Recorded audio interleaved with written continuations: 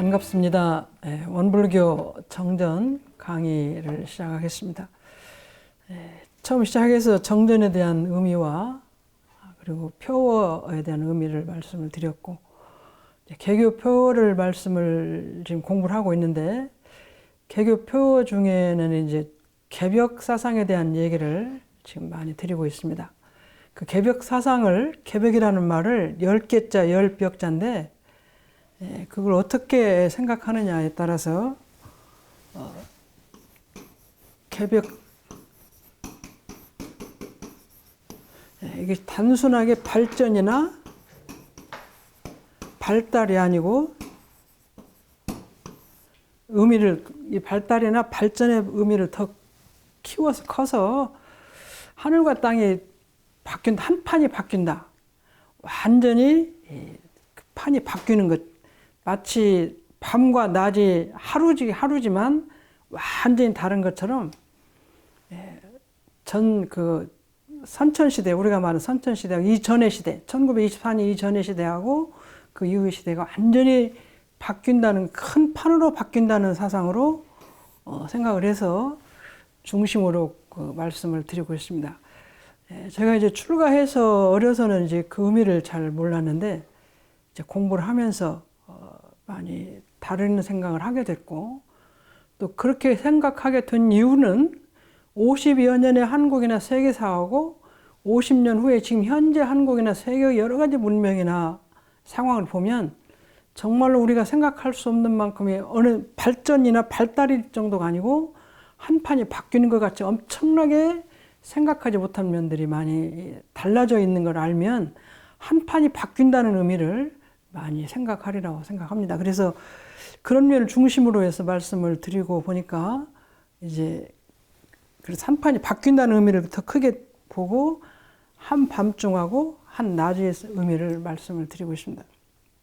그래서 이제 오늘은 같이 읽어보시면, 서양에서는 땅이 열리고 그것이 물질 문명이고 과학 문명이 발달한다는 의미이고, 그 물질 문명과 과학 문명이 발달하는데 의식주가 한없이 편리하게 발달하고, 그렇게 해서 그것은 결국 육신의 낙원 건설의 세계가 이루어지고, 그래서 육신의 일생의 행복이 되고, 그것은 인간의 삶에 근본적으로 보면 밖에, 안이 아니고 밖이라는 말씀을 하시고, 그 개벽이라는 의미가 동양에서는 하늘이 열리고 정신 문명, 도덕 문명이 발달해서 정신의 낙원 세계가 이루어지고, 그것은 일생이 아니라 영생을 통해서 영원한 것으로 이어지면서 주된 생활이 된다. 인간의 주된 목적, 삶의 목적이 된다. 그래서 결국 서양과 동양에서 하늘과 땅이 함께 열리게 된다는 의미를 오늘 개벽사상을 가지고 말씀을 드리겠습니다. 이 말씀은 이제 대산용 목사님께서 원만 평등한 세계 건설에 대해서 말씀하시면서 이 개벽이라는 게 서양에서는 땅이 열린다. 천지. 이 천은 하늘이고 이 지는 땅이죠, 땅. 지난 시간에 말씀하신 것처럼 천지가 개벽된다. 개벽이란 무엇이 개벽되냐? 되게 천지가 개벽된다. 근데 천지가 개벽된다는 의미를 우리는 보통 그렇게 말하는데, 그럼 하늘과 땅이 이렇게 엎어지고 뒤집어지냐? 그렇게 생각한 사람도 있었는데 그것이 아니고, 대산용 목사님이 그 의미를, 하늘이 열린다는 것, 땅이 열린다는 것은, 땅이 열리는 것은 서양에서 먼저 열린다. 서양에서 그 책임을 맡아가지고 땅이 열리는 세계를 이룬다. 돌아온 세상에. 동양에서는 하늘이 열린다. 우리가 동양 사상은 경천 사상, 그래서 하늘 사상, 또 천도교에서는 하늘님 사상, 서양에서도 하느님이라는 말씀이 있긴 한데, 그래서 이 하늘의 세계, 정신의 세계를 여는 것이 그 하늘, 천지가 개벽할 때 천혜이고, 땅은 현실 세계에서 열리는 것이니까 그거 책임은 주로 서양에서 맡고 정신의 세계는 주로 동양에서 맡는다. 이렇게 말씀을 해주신 것이 대산용 목사님 말씀이십니다. 땅이 열린다는 말은 무슨 말이냐면, 우리가 보통 얘기하는 하늘과 땅이 바뀌고 뒤집어지고 엎어지는 것이 아니라 천지가 개벽한다고 할 때 땅이 개벽한다는 말씀, 무슨 말이냐면 현실에서 물질 문명이 많이 발달한다, 발전한다. 근데 그 발전과 발달의 의미가 여기서 이만큼 가고 여기서 이만큼 가는 그런 것이 아니고 측량할 수도 측정할 수도 없이 엄청나게 크게 발전하는 거죠. 크게 아주 생각 못한 자리까지 가는 거죠.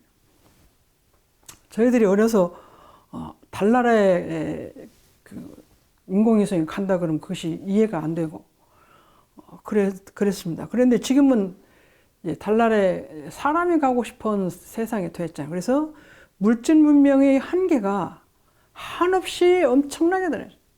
우리 생활, 각자 가정의 생활도 보면 우리가 과학 문명에 해시계가 있어, 해시계. 해시계를 보고 우리가 시간을 볼 때는 하늘에 해가 하나밖에 없어. 우주에 하나밖에 없어. 그 해시계를 보고 이제 우리가 그래서 그린치 선문대에서 보는 그 일정한 시간을 두고 우리가 하루를 24시간 나눠 시간을 재고 있는데 저희들 어렸을 때는 시계가 없으니까 해를 놓고 이제 그 집에 있는 빨랫대나 아니면 나무가 있으면 나무의 그늘을 보고 그늘의 크기를 보고 어머니들이 밥을 하고 그랬다는 얘기 들었어요. 그래서 이 해가 여기 나무 그늘에 이쪽쯤 오면 점심이고 이쪽쯤 가면 저녁이고 그렇게 했다는 얘기를 들은 일이 있습니다. 그래서 그랬는데 이제 그 시계가 영국 그린위치 하나 있는데 그것이 이제 각국에 와 있고 저희들이 어렸을 때는 손목에 시계를 찬 일이 없어요. 그래서 결혼식 때 시계를 주고받고 그럴 정도로 시계가 귀했는데 지금은 저는 고등학교 전 대학 들어와서 시계를 찾던 것 같아요. 제가 대학 들어와 50년 전에 해도 그때는 시계가 거의 없었어요. 제가 이제 출가한 후에 제가 시계를 처음 어느 분이 쓰던 걸 주어서 제가 시계를 썼던 기억이 나요.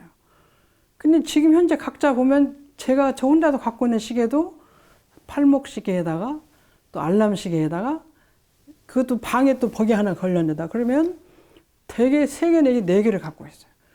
그러니 그것도 팔목 시계는 있으면 좋지만 그렇지 않으면 방에 가서 보든지 벽에 가서 보든지 그렇게 했어야 되는데 지금은 그 셀로폰 핸드폰에 가면 전부 시계가 들어있잖아요. 그리고 개인적으로 들고 다니는 것도 지금 몇 개씩 들고 다니고 개인한테도 수용하는 것이 시계가 몇 개가 됐잖아요. 그럼 하늘에 하나 있는 시계가 지금 우리 모든 인간에게 그렇게 여러 개가 있을 수 있다는 것은 생각지도 못합니다. 제가 저희는 어렸을 때 초등학교 때 집에 전화가 한 대 있었던 것 같아요. 그거 이제 어른들이 써서 저는 이제 못 쓰니까 여러 개 막 의자랑 이런 거 놓고 올라가 제가 막 이렇게 돌리면서 여보세요 했던 기억이 있는데 그렇게 한 가정에 전화가 하나 있는 것도 굉장히 힘들었어요. 그리고 제가 총부도 보면 출가한 후에 50여 년 전에도 총부에 전화가 사무실에 하나 있으면 이제 전화 왔다고 마이크다 대고 총부 전체다 대고 공고를 하면 그 마이크 소리 듣고 와서 전화를 받고 그랬던 기억이 있습니다. 근데 지금은 그 전화가 이제 그리고 조금 있으니까 집에 한 대 있었는데 그 뒤에 이제 지금은 핸드폰이 하나씩입니다. 이게 물질 문명의 그 발달하고 변화된 생각을 하면 엄청나게 요즘에 집에 세탁기가 다 있고 건조기도 최근에 보니까 건조기도 많이 있는데 세탁기 저희는 이제 집에 샘이 별로 없었을 때니까 어려서는 동네 그 내과에 가서 빨래를 했던 것 같아요. 근데 그것이 집에 이제 우물이 있고 샘이 있으면 집에서 세탁을 했죠. 그것도 굉장히 행복한 일인데 지금은 거기다 세탁기가 세탁을 하지 개인 세탁을 하면 힘들어서 못 하고 있죠. 물질 문명의 발달하는 걸 보면 생각하면 정말로 한이 없어요. 한이 없어요. 먹는 그 가게도 보면 저희들이 이제 어려서 전방이라고 하는데 가면 오징어가 이렇게 한 2-3마리 걸려 있어요. 그리고 이제 사탕도 사탕 몇 개 있고. 근데 그것이 조금 있으니까 이제 리어커가 이렇게 있고 하는데 지금은 그런 과자 이런 것들이 넘쳐나잖아요. 넘쳐나. 그것만 봐도 이것이 물질 문명이 엄청나게 과학 문명의 물질 문명이 엄청나게 발달해서 근데 그것의 주는 어디서 왔냐면 서양에서 과학 문명이 발달하면서 물질 문명이 발달하게 됐죠. 근데 그것이 대종사님께서 보시기에 앞으로 엄청나게 발달, 그것이 개벽이다, 개벽. 완전히 바뀐 세상이다. 이제 그런 말씀을 하셨어요. 그럼 그렇게 해서 물질 문명과 과학 문명을 통해서 물질 문명이 발달하면 어떻게 되냐? 우리가 결국 그런 모든 것들이 우리들의 의복이나 식이나 주가 한없이 편리하게 발달한다. 엄청나게 편리하게 발달한다. 저희 창립기에 대종사님 모시고 살았던 총부에 익산 총부가 시작했을 때는 남자 어른들은 두루마기가 하나 있었대요. 그러면 나가실 때 그걸 입고 나가시고 또 거기다 벗어놓으시고. 그럼 키가 작으신 분은 좀 더 크게 입고 키가 작으면 조금 땜방해도 그냥 그렇게 입으셨다는. 저도 출가할 때 저고리 하나, 치마 하나 갖고 왔는데 지금 제 농에 보면 저고리가 몇 개가 있는지 모르겠어요. 의식주 엄청나게 발달해서 생활 자체가 굉장히 편리하게 된 것이 그래서 육신이 나고 하신다. 저희들 어렸을 때는 여름엔 땀을 많이 흘렸는데 지금은 땀 흘리지 않지. 차 속에 들어가든지 집에 있으면 에어컨이든지 선풍기든지 땀을 별로 옛날같이 많이 안 흘리고 살잖아요. 그래서 그것이 이제 나오죠. 추위도 별로 없고 더위도 별로 세상은 35도, 34도 해도 잠깐 우리가 봤지 방에 들어가거나 사무실에 들어가거나 어디 전체가 다 시원하죠.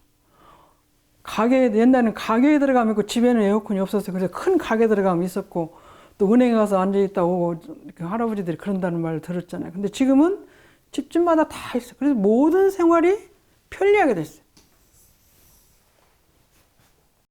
주는 옛날에는 한 방에서 5, 6명이 함께 다 살았어요. 그래서 이불 큰 거 하나 놓고 전부 발을 놓고 자고 남녀 구분만 하고 그렇게 살았던 것 같은데 지금은 개인적으로 방이 하나씩 다 있고 침대도 하나씩 있고 이불도 각자 하나씩 다 있고 의식주가 엄청나게 편리해졌죠.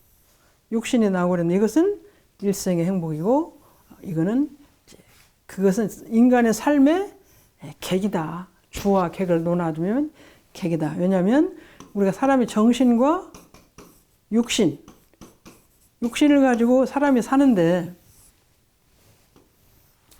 육신이 멀쩡해도 정신이 만약 병이 들었다든지 정신이 조금 다쳐서 힘이 오다니 그러면 이것은 더 안 좋은 상황이죠. 근데 육신이 조금 부족해도 정신이 좋은 사람이 더 좋은 것이죠. 그래서 정신이 더 주고 육신이 객이라는 의미로 볼 때 그래서 대단용 목사님께서는 개벽 사상에서 보면 이렇게 의미가 달라진다 그런 말씀. 동양에서는 동양 사상은 하늘이 열린다. 하늘이라는 게 이제 마음, 정신의 세계, 정신 문명, 도덕 문명이 발달한다. 그러니까 그런 말씀 받들었으면 정신 문명이 주인데 왜 그러면 서양이 먼저 발달하냐? 서양이 물질 문명이 발달하잖아요. 대단용 목사님께서 동쪽에 새가 뜨면 햇빛이 어디를 먼저 비치냐 그러시더라고요. 서쪽부터 비치잖아요. 이게 발전하는 모든 기운이 올라오는데 그것이 서쪽을 먼저 비치니까 서쪽이 먼저 발전해서 올라온다. 그런 말씀 한번 받들은 것 같아요. 그래서 그 정신문명, 도덕문명이 올라오는데 그 빛을 통해서 발전하는 것은 서양에서 물질문명으로 먼저 올라오게 되는 것 같아요. 정신문명, 도덕문명은 해가 중천에 뜨면 이것이 다 밝아지는 것이다. 근데 저희들이 사람의 몸도 보면 육신이 나오잖아요. 육신이 어려서 태어나요. 만물의 영장인 사람이 태어나면 영세, 일생. 태어나면서부터 걸어야 되는데 못 걷잖아요. 육신은 나왔어요. 이렇게 육군이 다 갖춰서. 근데 육군이 나와가지고 사람다운 사람이 되기 위해서는 한 20년을 커야 돼요. 성년식을 20년. 그러니까 육신은 나와서 육신이 크면서 거의 정신이 차서 잘 자라야 사람 노릇을 하는 거예요. 근데 30세, 40세까지 정신을 잘 깨우치지 못하면 그는 이제 바른 사람이 못 되는 거죠. 그래서 정신적인 성장, 그런 것이 더 주가 되는데 그것이 길러야 되는 것 같아요.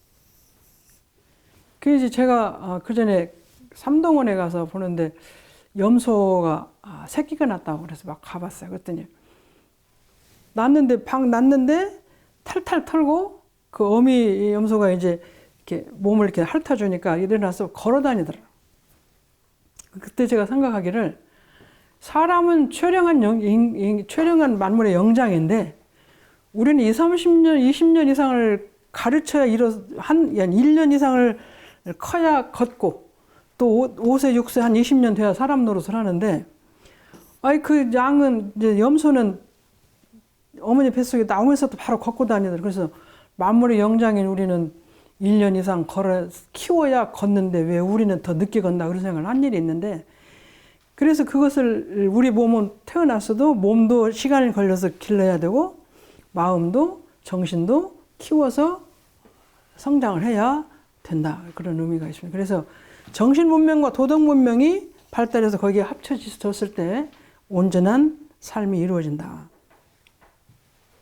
그래서 정신 문명이 도덕 문명에 갖춰져야 우리가 그 정신이 아직 덜 큰 아이들을 보면 짐승만도 못하다고 하는 것을 들으면 도덕적인 그 가치가 달라지는 거예요. 사람이.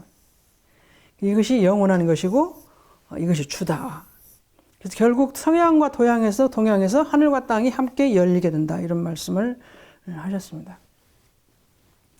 근데 저는 이제 그럼 대종사님께서 이런 말씀을 하시고 또 대산연구사님이 이렇게 설명을 해주셨는데 그것이 그럼 앞으로 그렇게 발달을 할 것을 어떻게 우리가 알 거냐. 그것에 대한 믿음이 약했습니다. 지금은 많이 좋아졌는데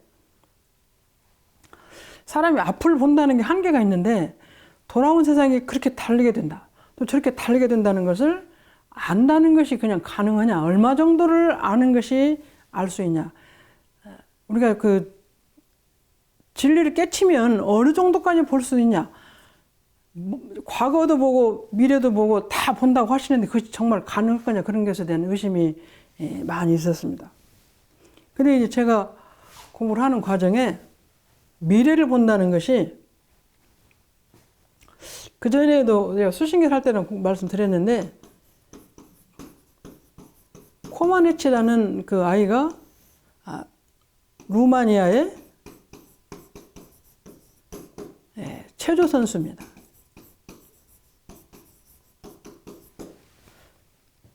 제가 이제 그렇게 미래를 얼마나 보고 현실에서 어떻게 아냐 이런 것에 의심을 많이 갖고 있었기 때문에 이런 얘기를 들으면 제가 이제 저를 이해하기 위해서 많이 생각을 합니다.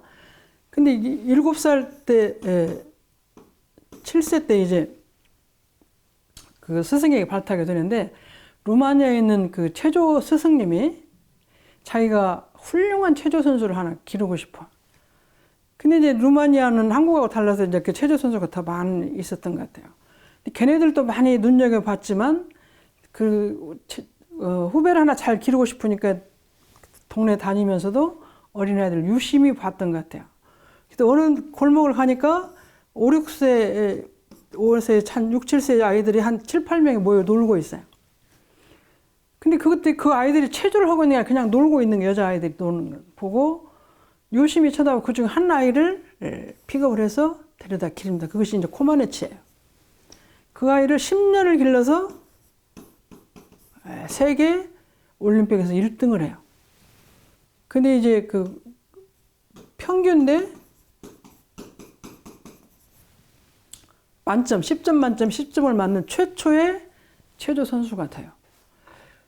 그러면 제가 그걸 따고 하는 걸 읽고는 생각하기를 이 아이가 체조를 하고 있었으면 체조 포즈를 더 잘하고 못하는 거 우리가 구별을 하는데 체조를 하지 않았는데 그냥 놀고 있는 아이를 보고 저 아이가 내가 데려다 체조를 시키면 잘하겠다는 것이 눈에 보였으니까 데리고 갔겠다. 그럼 체조 원리를 알고 있는 그 로만 그 코마네치네 스승은 그 어린아이를 보고 저 아이가 어떻게 움직이는데 이렇게 하니까 그것이 눈에 보였을 것 같아요. 우리들은 안 보이는데. 우리가 피아노 경연대회를 요새는 뭐 쇼팽하고 베토벤 경연대도 하면 거의 비슷하게 치는 것 같은데 그중에 1등을 골라내잖아요. 최고 잘하는 아이를. 그러면 그것을 치는 걸 보고 들으면서 어디가 맞고 어디가 틀리고 잘 치고 못 치고 구별하는 것은 저희들은 못 하겠어요. 저는 이제 초등학생들 경연대회 가는데도 구별을 못 하는데 그럼 세계 최강자를 뽑는 최고로 잘하는 사람께 모여있는 거기서 차이가 나면 얼마나 나겠어요. 그 중에서 1, 2등을 뽑아내는 거 보면 저거는 그 피아노 곡의 원리를 알기 때문에 그 곡을 다 알기도 하지만 그 원리를 알면은 이건 이렇게 되고 저건 저렇게 돼서 잘하고 못하면 구별하는 거예요. 현실적으로 우리들이 모르는 것을 그 분야의 원리를 잘 아는 사람은 아는 것 같아요. 근데 우리가 우리 눈으로 보는 거, 우리 귀로 듣는 것 같지만 그 원리를 아는 귀를 가진 사람하고 그 원리를 아는 눈, 아까 코마네치네 스승처럼. 그럼 미래를 보는 것이 확실하다. 확실하다. 네. 또 이제 선화장을 장영주,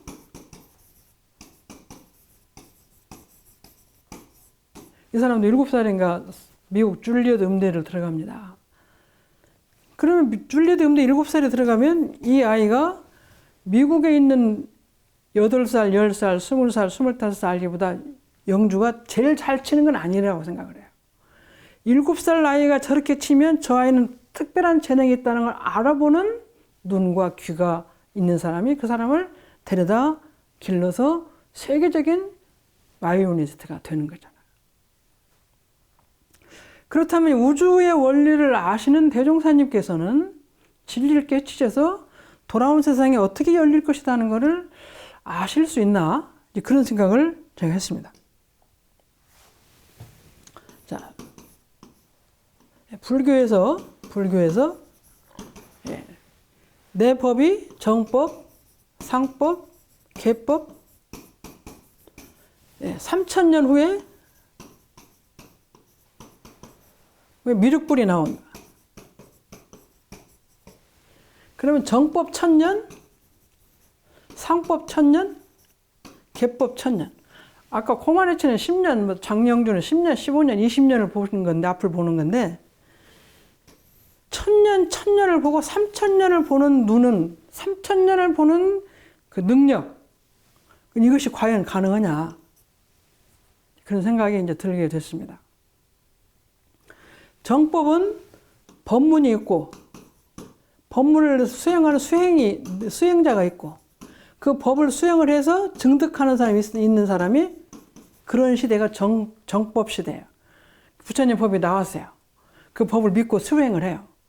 바르게 수행을 해서 그 법대로 수행을 해가지고 증득하는 사람이 있는 것이 정법이에요. 근데 부처님이 내놓은 법이 한 1000년은 그렇게 가는 거예요. 증득한 사람이 있어요. 상법은 1000년인데 법이 있고 수행자가 있는데 증득한 자가 없어요.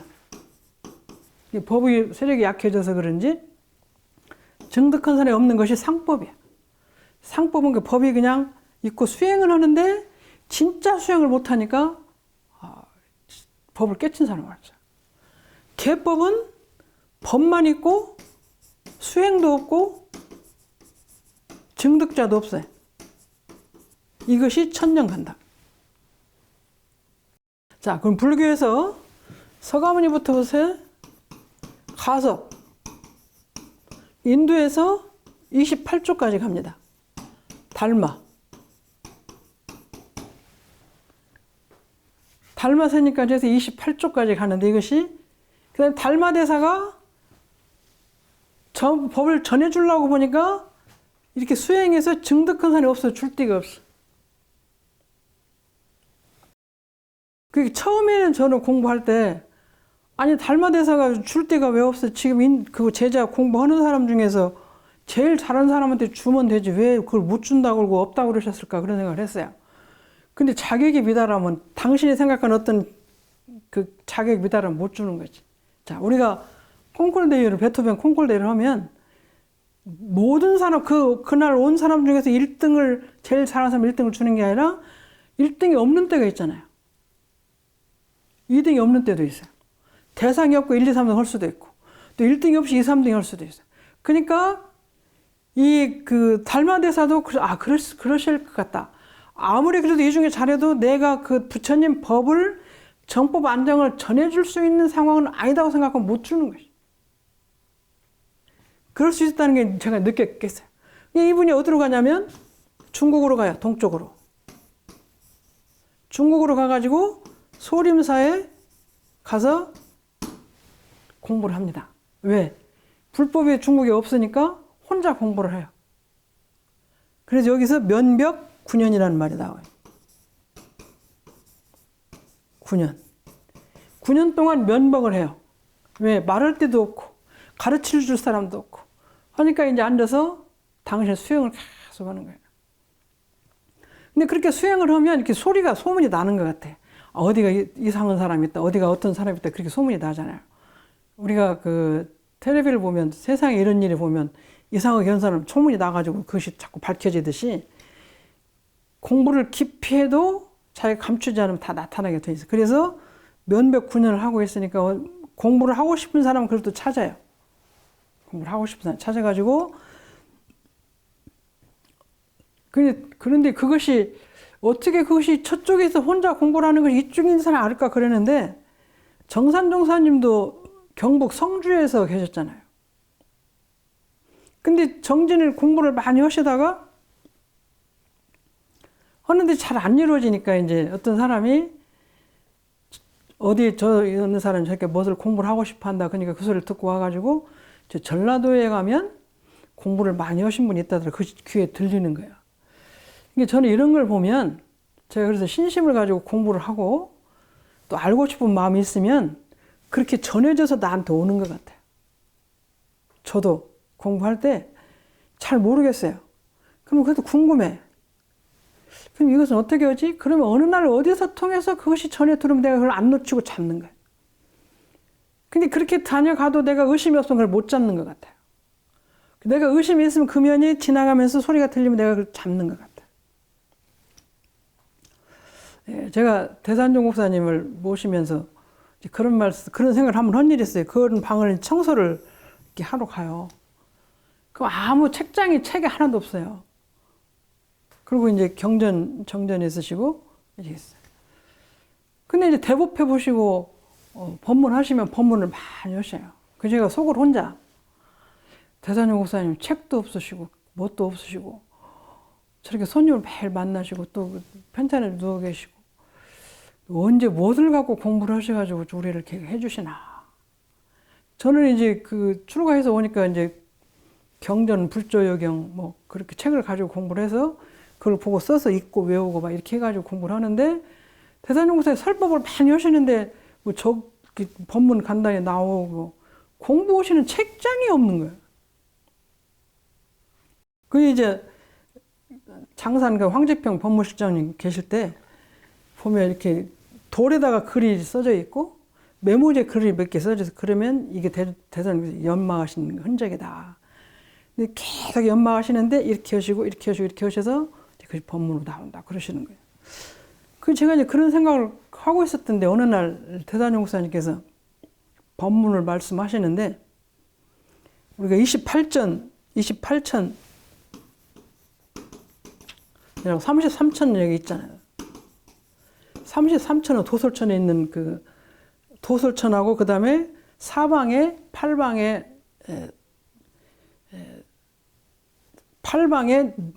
하늘에 있어서 그 합해서 그 도솔천 합해서 33천인데 28천은 욕계 우리가 얘기하는 욕계 6천, 색계 18천, 무색계 4천 해가지고 28천이에요. 근데 이것이 이름이 다 있어요. 욕계 6천, 색계 18천, 무색계 4천 다 있는데 그 이름이 외국말이라 다 길어요. 외국말이고. 근데 한 번 법문하신 이걸 28개 하는 이름을 전부 말씀하시는 거예요. 하나도 욕계 6천은 뭐. 저는 지금도 못해요. 무새끼 4천원, 새끼 18,000원 이렇게 쭉 하시는데 제가 깜짝 놀랐어요. 저러니 내가 저렇게 의심을 하고 어떻게 공부를 하시고 무엇이 어떻게 알으시나 그랬는 게 내가 이렇게 알고 있다는 걸 보여주시나 그 생각 한 번 한 일이 있어요.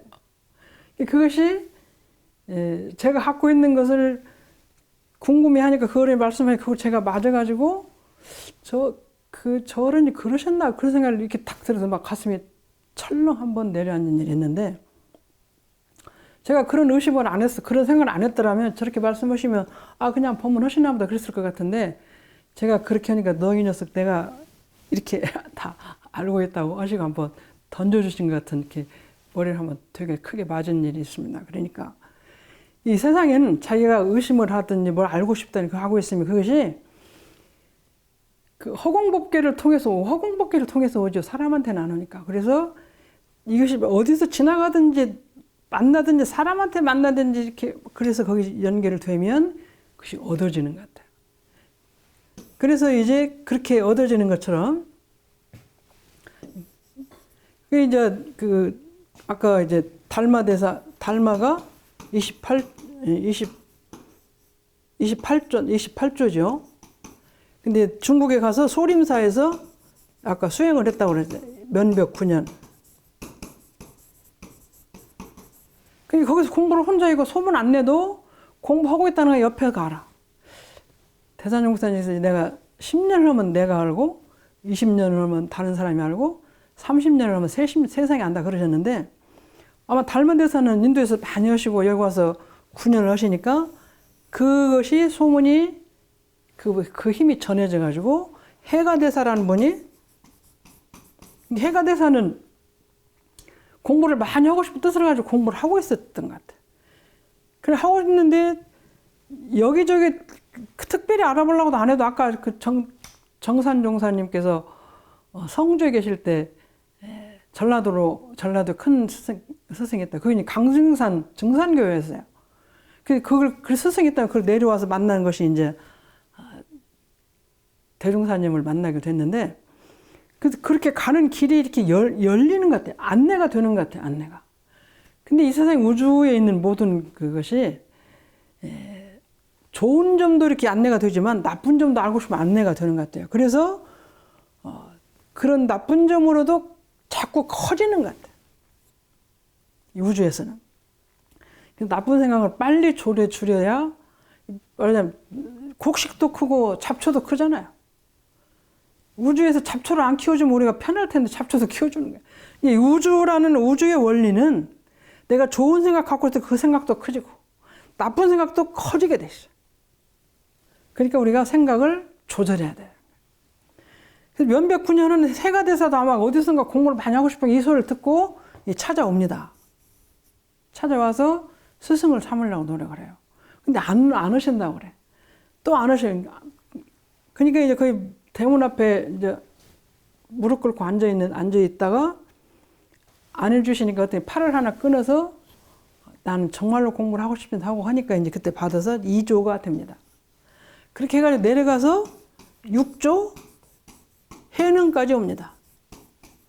그 오늘날 조계종의 뿌리죠. 6조 해능이.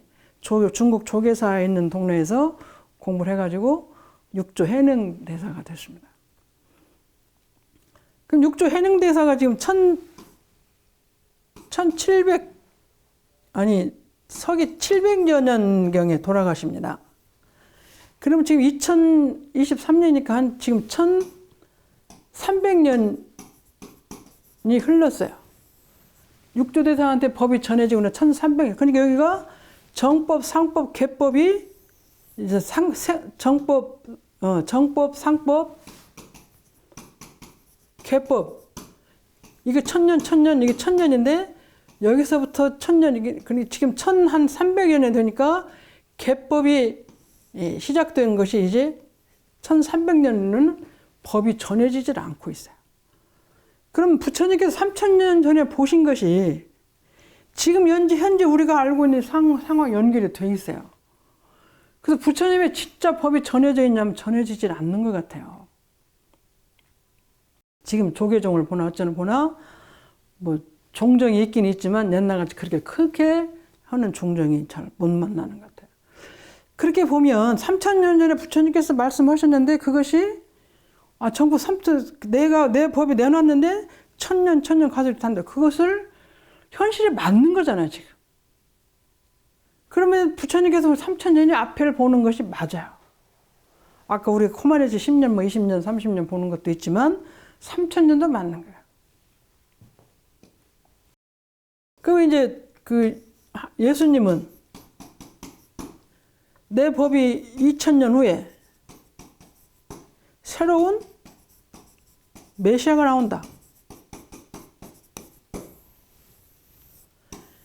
그럼 예수님이 말씀하신 그 2000년하고 불교가 가서 3000년하고 서기하고 불교가 한 1000년 차이가 나니까 거의 비슷합니다. 나중에 이제 강증산 선생님 하신 말씀 나중에 이제 여러분들 같이 제가 공부를 하는데 거기 강증산 선생님 뭐라고 하시냐면 앞으로 세월이 흐르면 성자가 하나 나오시는데 그 성자를 기독교에서는 우리 예수님 후신이라고 그러고 불교에서는 미륵부처라고 그러고 예수교는 새로운 메시아라고 그러고 새로운 성자가 오면 이렇게 서로 부르는 세상이 온다 그렇게 말씀하셔요. 강증산 선생님. 강증산 선생님은 대순정경도 끝에 보면 조천자, 차천자 제자들이 둘이 공부를 열심히 잘해서 스승님이 가시면 몸이 안 좋으시 건강 안 좋으시니까 가시면 이제 두 분 중에 한 분이 법을 이어받겠습니다. 그렇게 하고 이제 공부를 하고 있으니까 둘을 부르셔요. 열반하시기 전에. 너희들은 내 법을 이어받아 전할 수가 없다. 내 법은 이 다음에 다른 성자가 나와서 그 성자가 내 법을 이어서 전할 것이다. 이렇게 말씀하세요. 그럼 강증산 선생님 보시는 거나 아까 여기서 부처님 보시는 거나 예수님 보시는 거나 다 앞을 보시는다는 의미는 맞는 것 같아요. 맞아. 그래서 그게 제가 이제 오래 고민했던 면이에요. 오래 고민. 그래서 앞을 보는 것이 그러니까 아까 그 코마네치네 스승이 볼 때도 그 아이가 노는 그 체조 포즈를 취해서 보는 것이 아니고 체조 원리를 가지고 그 아이 노는 폼을 보고 아는 거예요. 그러면 이것은 원리적으로 아는 거예요. 원리적으로. 그러니까 이 어른들도 원리적으로 아는 것 같아요. 원리적으로. 그러면 그런 원리가 그것이 이제 우주의 원리를 보고 이렇게 전하는 거예요. 그래서 제가 이제 개벽사상을 쭉 말씀드릴 때 이제 앞으로 말씀드리는 게 선천시대에 했던 여러 가지 문제, 후천시대에 했던 여러 가지 문제를 우주 원리적으로 갖고 있는 면으로 해석을 하면 이 개벽사상이 대종사님께서 만들어내는 것도 아니고 대종사님께 어디 뭐 점을 쳐서 하는 것도 아니고 세상의 이치를 깨치고 보니까 그것이 다 보이고 알아진 것이라는 생각을 하게 되는 말씀 드리려고 이런 말씀을 제가 드리는 것 같아요. 제가 그런 면으로 생각을 많이 해서 제가 이해하는 만큼만 전해드립니다. 그래서 어떻게 대종사님께서 영광에 태어나셔가지고 서양에서는 그 과학 문명이 발달해가지고 이렇게 엄청난 세상이 되고 동양사상으로는 도덕사상, 정신문명, 도덕문명으로 해서 정신적인 그 영원한 정신을 깨쳐가지고 이렇게 정신과 육신을 완전하게 하는 세상을 만들고 그 세상을 온다는 말씀을 하실 수 있나. 그런 것에 대해서 대종사님께서 개벽이라는 말씀, 물질 개벽, 정신 말씀을 탁 던지니까 대산연구사님 이렇게 해석을 하시는 거예요. 근데 이제 그것이 저희들은 이제 지금 말씀 받으러 제가 일생 생각 제가 조금 저도 몇 발짝은 걸은 것 같은데 그런 면을 생각하면 개벽사상이라는 게 우주의 원리 속에서 흘러내려오는 면을 많이 봐야 된다. 대종사님께서